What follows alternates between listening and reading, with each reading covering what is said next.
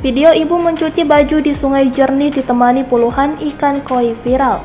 Video ini diunggah oleh akun Suka Iwak di Instagram. Di tayangan video terlihat seorang ibu di suatu kawasan perkampungan mencuci baju di sungai. Air yang mengalir di sungai tersebut menarik perhatian.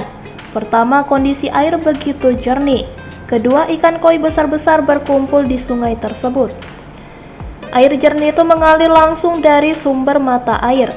Sedang ikan koi merupakan peliharaan ibu yang mencuci baju tersebut. Dari penjelasan si ibu, ikan-ikan koi besar itu telah ia rawat sekitar 5 atau 6 tahun. Tak ada perawatan khusus terkait ikan peliharaan tersebut. Ikan tersebut diberi makan apa saja termasuk nasi.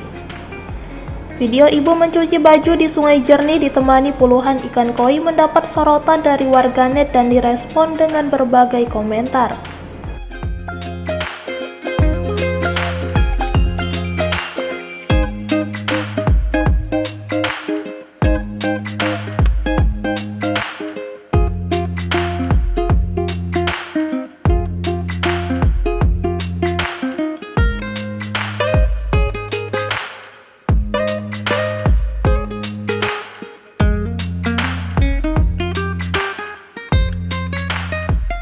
Terima kasih sudah nonton.